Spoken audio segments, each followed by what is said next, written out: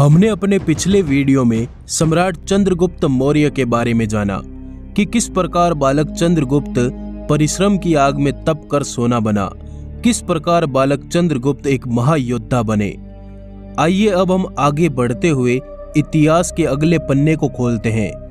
कौन है सम्राट चंद्रगुप्त मौर्य? जहां हिंदू धर्म चंद्रगुप्त महान को निम्न वर्ग का एक महान योद्धा मानता है, वहीं बौद्ध धर्म चंद्रगुप्त महान को क्षत्रिय मानते हैं। तो कुछ इतिहासकार चंद्रगुप्त को नंद वंश का वारिस मानते हैं। पर जो भी हो, अखंड भारत के सपनों को सच करते हुए पूरी दुनिया में भारत की धाक कायम करने वाला एक सूरमा था, जिसका नाम था वीर विराट सम्राट चंद्रगुप्त मौर्य। सम्राट ने नंदों की सेनाओं को पाटलिपुत्र के मैदानों में चकनाचूर करके रख दिया। इतिहास के महान कहे जाने वाले सिकंदर की सेनाओं को संपूर्ण अफगानिस्तान से वापस रवाना कर दिया। सिकंदर के सेनापति सेल्यूकस पर धमाधम धावों के साथ अपनी जीत के झंडे बुलंद किए और उसे 2 बार बंदी भी बनाया। ईरान, फारस से लेकर पूर्वी बंगाल और कश्मीर से लेकर कर्नाटक तक के महान साम्राज्य के अधिपति सम्राट चंद्रगुप्त मौर्य कलिंग और तमिल को छोड़कर संपूर्ण अखंड भारत के निर्माता थे। जिस समय चंद्रगुप्त जंगल में योद्धाओं को इकट्ठा करके एक सेना का निर्माण कर रहे थे, उसी समय सिकंदर राजा पोरस पर हमले की तैयारी कर रहा था। झेनब और चिनाब नदियों के साम्राज्य पर राज करने वाले राजा पोरस एक महान राजा थे। इसके दूसरी तरफ आचार्य चाणक्य कंधार और भारत के सभी 16 महाजनपदों के राजाओं को इकट्ठा करके सिकंदर को करारी टक्कर देने की तैयारी कर रहे थे।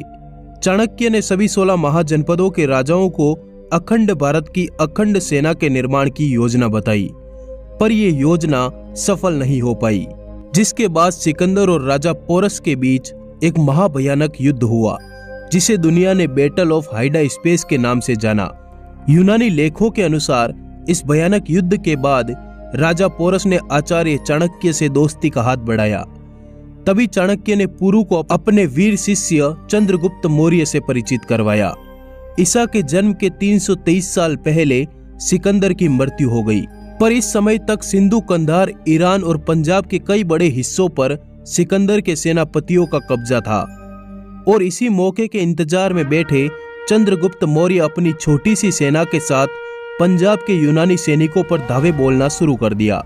कहा जाता है कि चंद्रगुप्त ने इन यूनानियों पर लगातार हमले करने शुरू कर दिए, जिसके बाद यूनानियों ने पंजाब के इलाके को खाली कर दिया। इसी के बाद संपूर्ण पंजाब पर चंद्रगुप्त मौर्य का शासन स्थापित हो गया। इतिहास में इस घटना को चंद्र राज्य रोहण के नाम से जाना जाता है। पंजाब को जीतकर चंद्रगुप्त मौर्य पंजाब के राजा बन चुके थे और चाणक्य प्रधानमंत्री बन चुके थे। यही अपनी पहली जीत के बाद चाणक्य ने अखंड भारत का बिगुल फूंका और इसी के साथ वीर विराट चंद्रगुप्त मौर्य ने पंजाब में एक शक्तिशाली सेना की स्थापना की। इसी महासेना के साथ 322 ईसा पूर्व चंद्रगुप्त मौर्य ने मगध की राजधानी पाटलिपुत्र पर सीधा हमला कर दिया।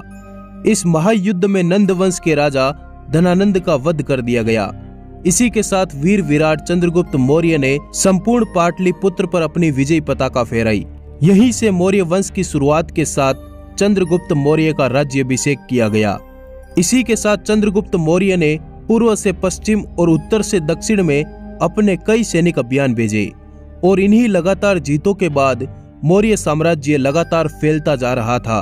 वहीं चंद्रगुप्त अब सम्राट चंद्रगुप्त मौर्य बन चुके थे।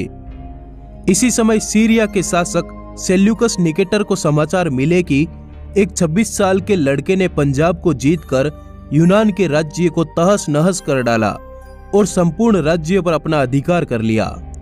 इसी हमले के जवाब में साल 305 ईसा पूर्व सेल्यूकस ने चंद्रगुप्त मौर्य पर हमला कर दिया।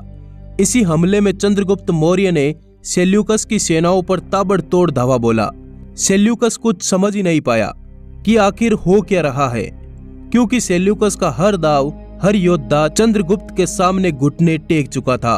ये सेल्यूकस के इतिहास की सबसे करारी हार सिद्ध हुई। इतिहास में इसी घटना को शिकारी का खुद शिकार बन जाना कहा गया। सेल्यूकस की सेनाओं को सम्राट की सेना ने चारों तरफ से घेर लिया। मौत रूपी चंद्रगुप्त महान निकेटर के सामने खड़ा था। तभी सेल्यूकस ने चंद्रगुप्त महान के साथ अपनी हार स्वीकारते हुए संधि की। इस संधि के तहत सेल्यूकस ने सम्राट चंद्रगुप्त को बलूचिस्तान, हेरात, कंधार और काबुल राज्यों का राजा घोषित कर दिया। सेल्यूकस चंद्रगुप्त मौर्य से इतना भयभीत हुआ कि उसने अपनी बहन हेलेना का विवाह चंद्रगुप्त मौर्य के साथ करवा दिया। दूसरी तरफ वीर चंद्रगुप्त ने भी सेल्यूकस को उपहार में 500 हाथी दिए।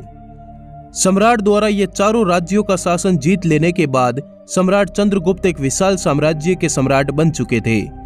प्लूटार्क ने सम्राट के बारे में लिखा है कि सम्राट की 6 लाख की महासेना थी, जिसने भारत के कई राज्यों को एक ही झटके में अपने शासन में शामिल कर लिया था। यूनानी यात्री मेगस्थनीज सम्राट के दरबार में कई सालों तक यूनान का राजदूत बनकर रहा, जिसने सम्राट के दरबार में रहते हुए इंडिका नामक किताब लिखी। इन्हीं साम्राज्य विस्तार के बाद मौर्य काल में भारत में लगातार 12 सालों तक भयंकर अकाल पड़ा। इसी अकाल में सम्राट अत्यधिक परेशान हो गए। अंत में उन्होंने ब्राह्मणों तथा संतों की सभा बुलाई और अकाल से मुक्ति के मार्ग पूछे। इसी सभा में साल 298 ईसा पूर्व सम्राट के दरबार में एक जैन साधु भद्रबाहु पधारे। उन्होंने सम्राट से कहा कि इस अकाल का कारण महाराज आपके कर्म हैं। आपने अखंड भारत के सपनों को सच करने के लिए 16 महाजनपदों के कई राजाओं का वध किया, जिसके कारण ही यह अकाल पड़ा है। सम्राट ने पूछा, इसका क्या उपाय है? संत भद्रबाहु का जवाब था संथारा। संथारा का अर्थ था राजपाट छोड़कर गुप्त स्थान पर भूखे प्यासे रहकर अपनी अंतिम सांस तक अपने इष्ट आराध्य का ध्यान करते रहो। इसी के साथ साल 298 ईसा पूर्व सम्राट चंद्रगुप्त मौर्य ने जैन मुनि भद्रबाहु से जैन धर्म की दीक्षा लेकर अपना राजपाट अपने पुत्र बिंदुसार को सौंपते हुए संथारा व्रत के लिए कर्नाटक के जंगलों की तरफ निकल गए।